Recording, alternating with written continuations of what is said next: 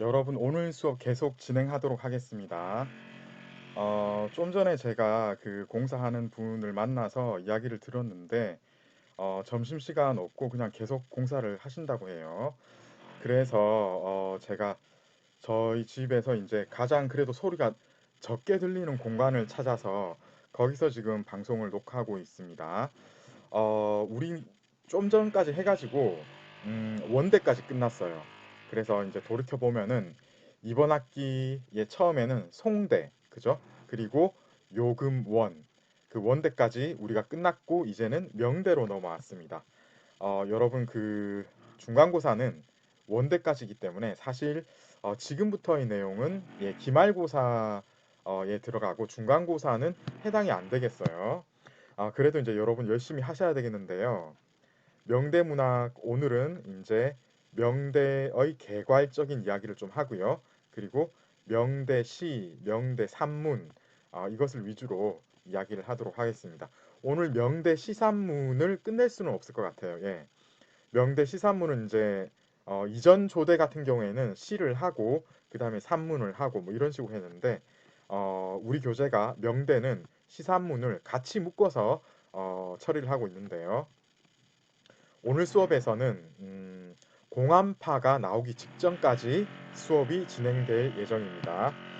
자, 우선 지금 전체적으로 보면은 좀 전에 말씀드린 것처럼 2학기 때 처음에 이제 송나라 얘기했죠. 그리고 요도 있고 그게 이제 금나라로 이어지고 그리고 몽고 원나라 이렇게 되죠. 그리고 이제 명대, 청대 이렇게 나가는데 그 중에 이제 크게는 송, 요금원, 명, 청 중에 세 번째 조대 그러니까 반이 끝난 거예요. 그죠? 세 번째 조대에 해당하는 명대문학을 오늘 시작하도록 하겠습니다. 자, 명대문학의 특징은요, 한마디로 딱 복고주의입니다. 여러분, 이거를 꼭 알아두셔야 돼요. 그만큼 중요하기 때문에 제가 이제, 이렇게, 스크립트 전체를 통틀어서 딱 한마디만 하고 있는데요. 복고라는 것은 무엇입니까?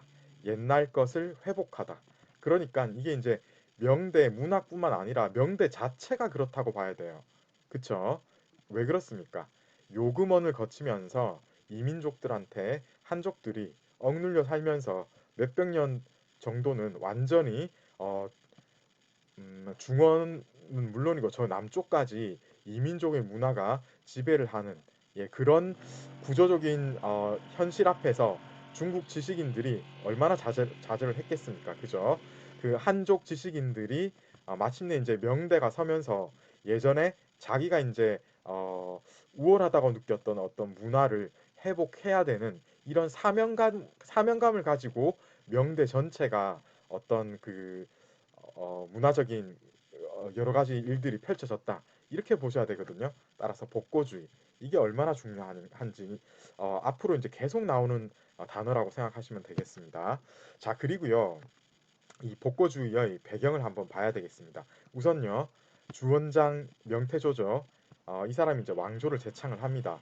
수도를 처음에는 이제 남경에 두어서 명대를 재건을 해서 이민족한테 점령이 되었던 여러 가지 것들에서부터 뭔가 이제 중국 본연의 어떤 모습을 찾자는 기치 아래 명대를 열어가지고 이제 성세가 이어지는데 특히 이제 영락제로 가면은 이 수도를 남경에서 북경으로 옮기게 됩니다. 그러면서 이제 계속 말씀을 드립니다마는 몽고풍을 일소하고 몽고풍을 다 깡그리 없애버리고 한족 예전의 문화를 재건하는 복고주의가 이 명대 문화의 핵심이었습니다. 따라서 이제 학문 쪽으로도 보면은 주자학 옛날 북송에서 시작해서 남송까지 이어진 그 주자학이 다시 살아나는 이런 경향이 있겠는데요. 어, 한마디로 이제 제2의 르네상스 같은 그런 느낌이 펼쳐지긴 합니다. 특히 이제 이 영락제 같은 경우 영락대전 그 앞에 사서대전, 오경대전 이런 것들 통틀어서 여러분 그 황제의 명을 받들어서 황실에서 이렇게 큰 어떤 편찬물을 편찬물을 발간할 수 있었다는 사실은 그 왕권이 얼마나 강력했는지를 어, 둘러서 얘기할 수 있는 그런 증거라고 할 수 있거든요. 근데 지금 보시면은 영락제 이전에도 이제 보면은 사서대전, 오경대전 이런 것들이 만들어질 정도로 굉장히 이제 처음에 명대 초기에는 문명이 번성했다 이렇게 봐야 되거든요. 자 그리고요, 이것은 결국은 이 명대 전체를 어떤 복고주의라는 키워드로 어, 환원시킬 수 있는 그런 문화적인 배경이 된다. 시대적인 상황 자체가 그럴 수밖에 없었다. 이것을 여러분들이 알아두셔야 되고요. 자, 이 복고주의란 과연 무엇인가? 이 계속 나오죠. 예. 다시 한번 말씀드립니다만은 이건 살린다는 거잖아요. 되살린다. 옛날 것을 되살린다. 도대체 옛날에 한족 중심의 문화는 무엇이었습니까? 우선 문학 장르를 한번 생각해 볼까요? 예. 역시 시, 산문. 그죠? 시, 사, 산문. 이런 것들을 이야기해야 돼요. 요금원 시대에는 아무래도 잡극 이런 것들이 판을 쳐가지고 시산문이 제대로 대접을 못 받았습니다. 그죠? 이런 것들을 한번 중국 한족 지식인들이 옛날 어떤 우리 전통을 살려야 되겠다는 생각에서 아무래도 시산문에 대한 투자를 많이 할 수밖에 없었다. 그렇게 보면 되겠고요. 또 하나 이게 이제 문학 쪽이었는데 역시 이제 그런 것들이 바탕이 되는 것은 육아주의적인 전통인 거죠. 그죠? 무엇입니까? 딱 하나 얘기하면은 주자학이라는 거죠. 그죠? 예.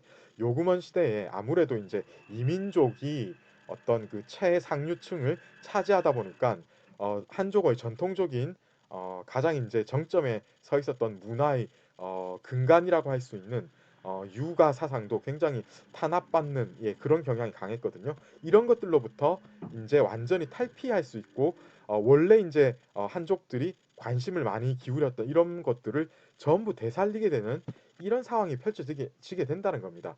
따라서 한마디로 복고 잃어버린 문화적인 전통을 되찾아야 되겠다는 건데요. 이렇게 할 수 있는 이면에는 상공업의 발달이 가장 큰 어떤 뒷받침이 되었습니다. 명대 같은 경우에는 중앙집권제, 강력한 중앙집권제를 실현을 해서 황제로부터 황명을 받은 관리가 지방에 파견이 되어서 거의 어, 최 어, 최고로 이제 낮은 지방 단위까지 다 황제의 명령을 받아서 예, 어, 그야말로 지방자치하고는 상관없는 거죠. 이거는 그죠? 어, 지주의 세력 그리고 어떤 토 세력이 강력하게 되면은 요새 말하는 지방자치 이런 느낌으로 가게 됩니다. 그런데 명대 초기는 어떻다고요? 중앙 집권제가 강력하게 발동이 되었습니다. 그리고 이때는요 농업 생산이 회복이 되었고 이것은 다른 2차 산업으로 이어집니다. 그래서 상업, 수공업이 급속하게 발전을 하게 되고 공업에 해당되는 제철 조선도 상당한 발전을 이루게 됩니다. 그리고 이 모든 것들이 결국은 사람들이 모여 살게 만들게 되니까 도시가 발달할 수밖에 없었는데요. 명초에 남경은 무려 100만 이상이었다고 하고 나중에 이제 북경 같은 경우에도 60여만을 돌파했다고 합니다. 이 외로도 지금 여러분 현대 중국을 보면은 인구가 15억 이상이 되다 보니까 2선 도시, 3선 도시도 굉장히 규모가 큽니다. 근데 거기에 비할 바는 못 되겠지만은 이때도 최소 10만, 20만, 30만 이상의 여러 군데에 최소 30여 곳 이상의 제법 큰 상업 도시가 번영을 했다. 예, 이렇게 보셔야 되겠고요. 자, 그리고 이렇게 이제 상공업이 발달을 하고 도시가 번영을 하다가 보니까 결과적으로 시민계층이 성장을 하게 되는데 이 성장하게 된 시민계층은 결국은 무엇을 일으키게 됩니까? 예, 문학의 흐름도 이 지식인들이 아무리 시사 위주로 다시 복고를 하려고 해도 역시 그 중심은 민간 연애에 해당하는 장외 소설, 전기에 있었다. 이렇게 봐야 되거든요. 여러분 장외 소설은 왜 장외 소설입니까? 제가 계속 언급을 조금씩 했습니다. 소설은 소설인데 장 또는 회로 나누어져 있습니다. 그죠?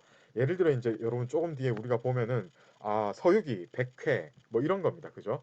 그리고 삼국지는 또 어떻습니까? 이런 식으로 몇 장, 몇 회 이런 식으로 나눠져 있는 예, 분절이 되어 있는 소설 형태가 나오게 되었다.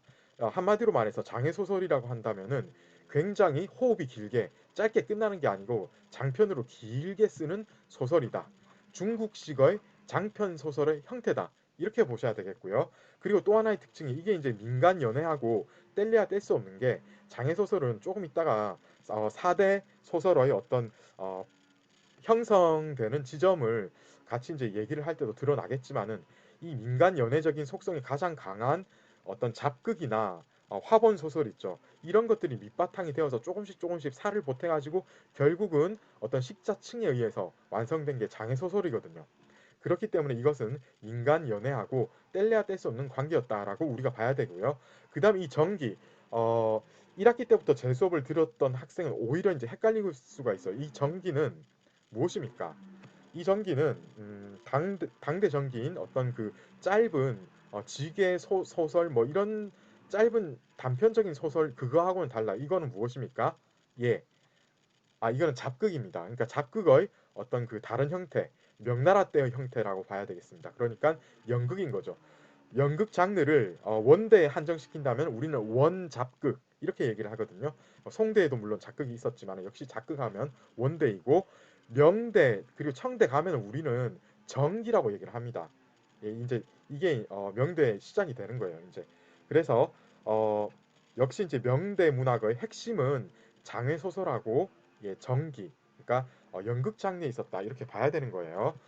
자 이제 이 명대가 이렇게 번영을 나름 구가합니다마는 중기 이후로 정치의 혼란 때문에 유민 폭동이 일어나는 그런 예, 좀 뭔가 이제 왕조가 기울어지게 되는 겁니다.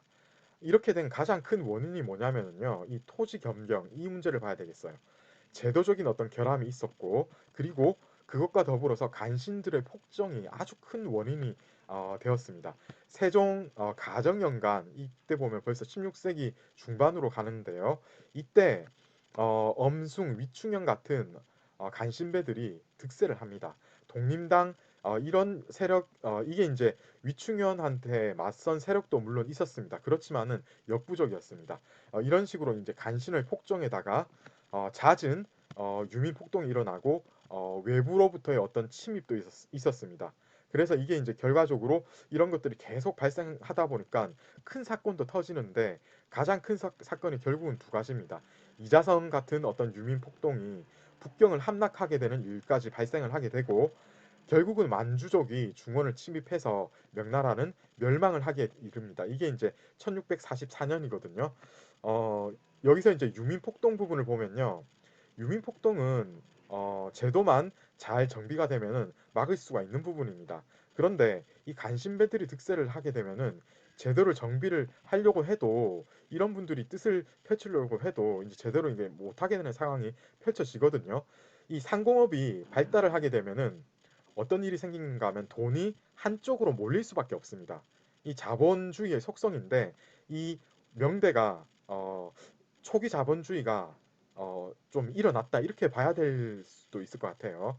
상공업이 워낙 발달하다 보니까 일부 사람들에 의해서 부가 독점이 되고 그러면 어떻게 됩니까?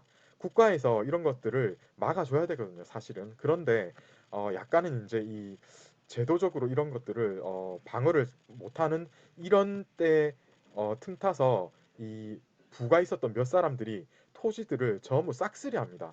그러면은 농민들이 토지가 없으니까 대를 이어갈수록 점점 더 가난해지고 점점 더 빈익빈 부익부 현상이 일어날 수밖에 없는 거예요.